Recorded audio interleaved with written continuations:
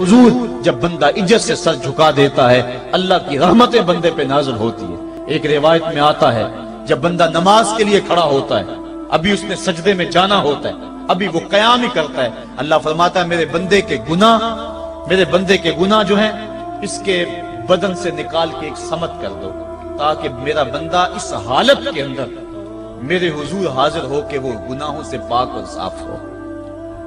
حضرت نبی رحمت صلی اللہ علیہ وآلہ وسلم فرماتے ہیں کہ پھر اس کے سارے گناہ اس کے بدن سے اتار کے ایک سمت رکھ دی جاتی ہے، اور بندہ مصلی پہ سبحان ربی العالی کے نغمے الاپتا ہے، رکوع کرتا ہے، سجدے کرتا ہے۔ جب سلام پھیر کے نماز ختم کر کے دعا کر کے جانے لگتا ہے تو فرشتے عرض کرتے ہیں مالک یہ جو گناہ اتار کے ایک سائیڈ پہ رکھے تھے یہ دوبارہ اس کو دے دیں۔ اللہ فرماتا ہے جس کی جھولی سے گناہ نکال لیے تھے دوبارہ اس کی جھولی میں نہیں ڈالیں۔ اللہ اکبر۔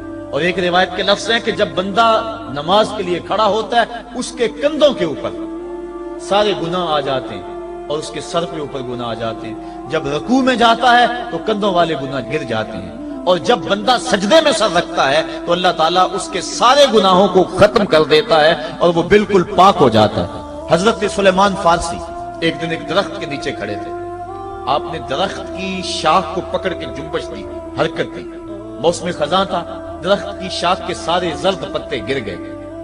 ایک صحابی پاس کھڑے تھے، انہیں پوچھنے لگے عثمان تو نے مجھے پوچھا نہیں کہ میں نے درخت کی شاخ کو یوں ہلایا کیوں ہے؟ انہوں نے کہا اچھا پھر آپ بتا دیں کہ آپ نے درخت کی شاخ کو یوں کیوں ہلایا ہے؟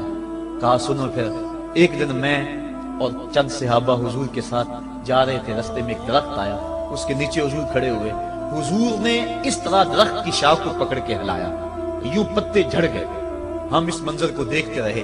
حضور علیہ السلام نے فرمایا سلمان فارسی تو نے مجھے پوچھا نہیں کہ میں نے اس درخت کی شاخ کو یوں کیوں ہلایا ہے؟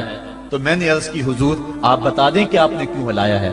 فرمایا سلمان جس طرح اس درخت کی شاخ کو ہلایا گیا اور سارے پتے جھڑ گئے، جب کوئی بندہ سجدے میں سر رکھتا ہے نماز پڑھتا ہے اس کے سارے گناہ دھل جاتے ہیں اور وہ پاک اور صاف ہو جاتا ہے۔ ایک دن فرمایا صحابہ اگر کوئی بندہ اس کے گھر کے سامنے سے نہر گزرتی ہو اور وہ دن میں 5 مرتبہ اس نہر کے اندر غسل کرے تو بتاؤ اس کے بدن کے اوپر کوئی میل کچیل رہ جائے گا؟ عرض کی نہیں۔ فرمایا اس طرح جو 5 نمازیں پڑھتا ہے اس کے بدن کے اوپر گناہوں کا میل نہیں رہتا۔ فرمایا الصلاۃ معراج المومنین، نماز مومنوں کا معراج ہے۔ عماد الدین الصلاۃ، نماز دین کا ستون ہے۔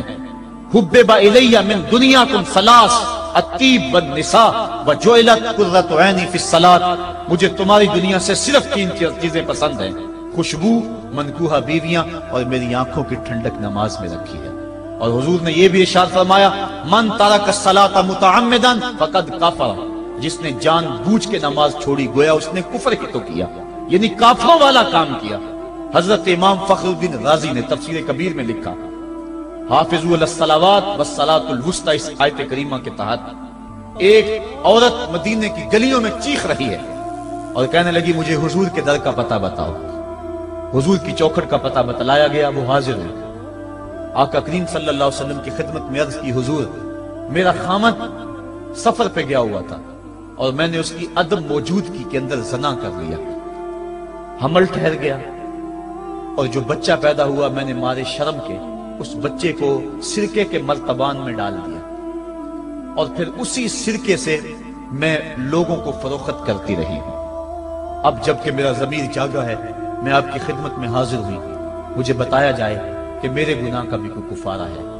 حضور نے ارشاد فرمایا جو تو نے زنا کیا ہے اس کی سزا رجم ہے کیونکہ تو شادی شدہ ہے، اور جو تو نے بچے کو قتل کیا ہے قتل کی سزا قتل ہے، اور جو تو نے سرکہ بیچا ہے فقد ارتکبت کبیرہ، تو نے کبیرہ گناہ کیا ہے، اس کی سزا تو قیامت کے دن پائے گی۔ اس کے بعد حضور فرمایا ان تینوں گناہوں کی یہ سزا ہے، لیکن جس طرح تو گھبرائی ہوئی آئی تھی میں تو یہ سمجھا تھا شاید تیری نماز اثر قضا ہو گئی ہے۔ اب آپ اندازہ کریں کہ نماز کی اہمیت کیا ہے اور ہم اس باب میں کتنی سستی کرتے ہیں۔ کسی سے پوچھا جائے نا آؤ نماز پڑھنے چلے، وہ کہتے ہیں بس یار میرے کپڑے پلید ہیں، کپڑے میرے پاک نہیں ہیں۔ تیرے کپڑے کیسے پاک رہ سکتے ہیں؟ تو اللہ کے حضور جھکنا نہیں جانتا، تیرے کپڑے بھی پلید ہے، تیرا دل بھی پلید ہے، تو اس کے حضور جھک کے تو دیکھ، تن بھی ستھرا کر دے گا، تیری روح کو بھی پاکی دے دے گا، تیرے قلب کو بھی طہارت بخش دے گا۔ تو اس کے حضور آ جھک، اس کے حضور سجدوں سے اللہ کے حضور خراج پیش کر اپنی محبتوں کا۔ جب بندہ سجدے میں سر رکھتا ہے اللہ فرشتوں میں فخر کرتا ہے، میرے بندے کو دیکھو نا، بالآخر میرے حضور ہی جھکا ہے نا، کتنے گناہ کیے اس نے، کتنے جرم کیے اس نے، لیکن بالآخر میرے حضور آیا اور اپنے گناہوں کی معافی مانگتا ہے۔ فرشتوں گواہ ہو جاؤ، میں نے اپنے اس بندے کی مغفرت فرما دی۔ تو اللہ کے حضور نماز پڑھنے والا، بلکہ ایک روایت مسند امام احمد بن حنبل میں موجود ہے، حضور فرمایا جب بندہ نماز کے ارادے کے لیے اٹھتا ہے اور وضو کرنے کے لیے، جب پانی کا پہلا قطرہ چلو پہ لیتا ہے، جو ہی اس کے بدن سے وضو کا پانی چھوتا ہے اللہ اس کے گناہوں کو معاف فرما دیتا ہے۔ جس نماز کے قصد کے لیے اٹھیں اور وضو کریں اور پانی چھوتے ہی گناہ معاف ہو جائیں، اگر اس نماز کا اعلیٰ درجہ سجدہ کر دیا جائے تو پھر مالک کی کتنی رحمت نازل ہوگی، یہ کتنی بڑی دولت ہے، یہ کتنا بڑا سرمایہ ہے جس سے ہم لوگ محروم رہ جاتے ہیں۔ آؤ اللہ کی رحمتیں سجدے میں ڈھونڈے، سجدے میں پیشانی رکھ کے جب ہم اس کی رحمت کو مانگے تو وہ مالک ہمارے اوپر رحمتیں نازل کرے گا۔ آج پوری دنیا کے اوپر مسلمانوں کے ساتھ جو حالات ہیں وہ کسی سے مخفی نہیں۔ کوئی کہتا ہے کہ معاشی طور پہ مسلمان کمزور ہیں، اس وجہ کو بھی میں تسلیم کرتا ہوں۔ مسلمان کے پاس آلات حرب و ضرب بھی موجود نہیں ہیں، اس وجہ کو بھی تسلیم کر لیا جائے۔ سیاسی طور پہ مسلمان کمزور ہیں، اس وجہ کو بھی تسلیم کر لیا جائے۔ یہ ساری وجہیں اپنی جگہ پہ، لیکن یہ بھی تو سنو مسلمانوں کی تعداد اس وقت 1 ارب 40 کروڑ ہے۔ افرادی قوت اتنی کبھی بھی مسلمانوں کی نہیں ہوئی تھی۔ اس وقت مسلمانوں کے پاس ایٹمی طاقت موجود ہے، اتنی قوت عسکری کبھی بھی مسلمانوں کے پاس نہیں ہوئی تھی۔ 56 اسلامی ملک ہیں جن میں قیمتی معدنیات سے اور تیل کی دولت سے اور سونے کی قیمتی معدنیات سے یہ مسلمان مالا مال ہیں۔ کیا کچھ نہیں ہے جو مسلمانوں کے پاس نہ ہو، لیکن ایک دولت چھن گئی مسلمانوں کے پاس، وہ سجدے کی آبرو، وہ سجدے کی عزت، وہ پیشانی رکھ کے اس رب کو پکارنا جو سب سے اعلیٰ ہے، جو سب سے بالا ہے، جس نے موسیٰ کے فرعون کو نیل کی موجوں میں ڈبو دیا۔ کیا پوری امت مسلمہ 1 ارب 40 کروڑ انسان سجدے میں سر رکھ کے سبحان ربی الاعلیٰ کے نغمے آلاپ کے اپنے رب سے گزارش کریں اور اپنی امت کا رونا روئیں؟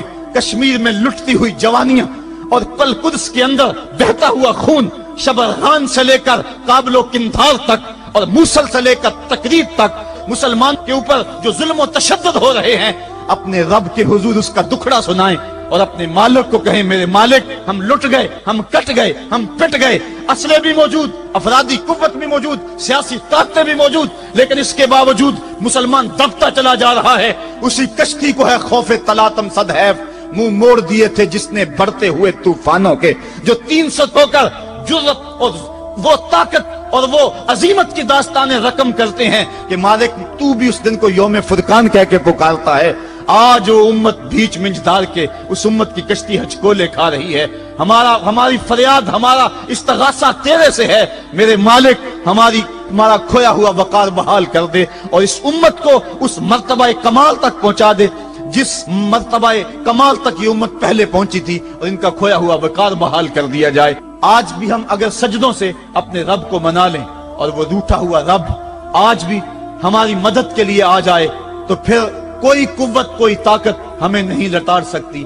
آئیے ہم سجدے سے اپنے مالک، اپنے خالق اور اپنے رازق کے حضور اپنی محبتوں اور اپنی الفتوں کا خراج پیش کریں۔ نماز ایک ایسی عبادت ہے جس کا حکم قرآن میں 750 مرتبہ کے قریب دیا گیا۔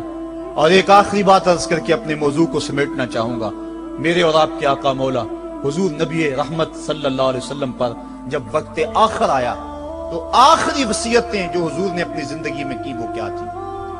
2 وصیتیں تھی حضور کی آخری، جب حضور ایام مرض میں تھے، اور آخری وصیتیں اس کے بعد حضور نے کوئی کلام نہیں کیا، وہ یہی تھا الصلاۃ الصلاۃ الصلاۃ الصلاۃ۔ لوگوں میں تمہیں نماز کی تاکید کرتا ہوں، میں نماز کی تاکید کرتا ہوں۔ اور دوسرا فرمایا جو تمہاری ملک میں تمہارے غلام اور تمہاری لونڈیاں ہیں ان کے ساتھ حسن سلوک کی تاکید کرتا ہوں۔ یہ آخری 2 باتیں تھی جو حضور نے ارشاد کی، حقوق اللہ کے حوالے سے نماز اور حقوق العباد کے حوالے سے حضور نے کمزوروں کے حق ان تک پہنچانے کی تاکید امت کو دی، اور اس کے بعد پھر حضور انتقال کر گئے۔ آئیے ہم سجدوں سے اپنے رب کو راضی رکھیں۔ اللہ مجھے آپ کو توفیق عمل